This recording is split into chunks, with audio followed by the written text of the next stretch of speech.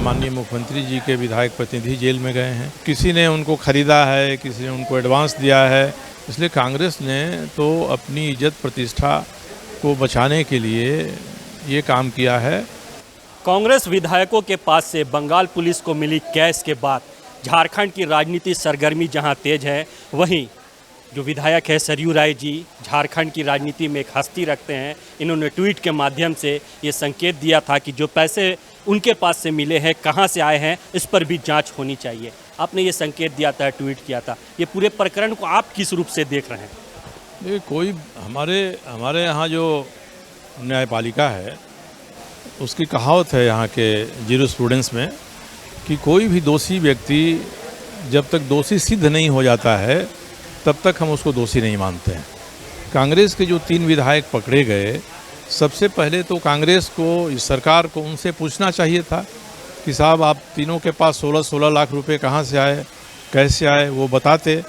तब ये बात सामने आती कि किसी ने उनको ख़रीदा है, किसी ने उनको एडवांस दिया है, कि यह उनकी वैध और अवैध कमाई का हिस्सा है, क्या है, इनको बताने का अवसर देना चाहिए था। मगर कांग्रेस ने तुरंत निलंबित भी कर दिया, तुरंत उन पर FIR भी करा दिया ताकि मुंह बंद रहे। और जो कुल संख्या 3 के बदले 13 की थी, उसमें बाकी 10 लोग तक वो नहीं पहुंच सके विधायकों के बयान के बाद।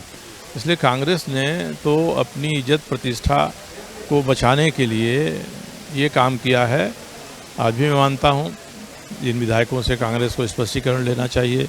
मैंने आज कार्य स्थगन रखा था विधानसभा में, अल्लाह कामा हुआ नहीं आया। मैंने ही कहा था कि 3 विधायक जेल में गए हैं, माननीय मुख्यमंत्री जी के विधायक प्रतिनिधि जेल में गए हैं, इनके प्रेस सलाहकार को ED ने बुलाया है। इस पर राज्य की सरकार को एक स्पष्ट वक्तव्य देना चाहिए, अपनी बात रखनी चाहिए। इसलिए हाउस को स्थगित करके सबसे पहले इस पर विचार किया जाए, ये मैंने प्रस्ताव किया था।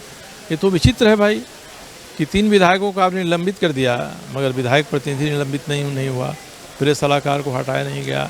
नहीं अगर हटाएंगे, स्पष्टीकरण नहीं देंगे तो माना जाएगा कि मौनम स्वीकार लक्षणम, आप मान रहे हैं।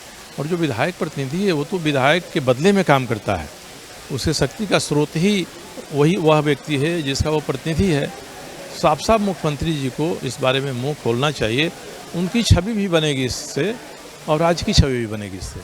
लेकिन सर, जो दूसरा बातें उभर करके आ रही है ऑपरेशन लोटस, उसको किस रूप में आप देख रहे हैं? क्या वाकई में ये चल रहा है?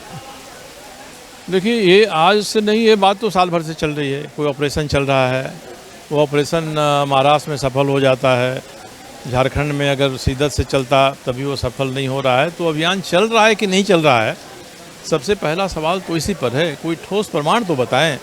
ये तीनों विधायक बता सकते थे कि ऑपरेशन लोटस के शिकार हैं, कि अपने लोभ और लालच के शिकार हैं, कि ये जो पैसा है ये इनकी किसी न किसी अवैध कमाई का पैसा है।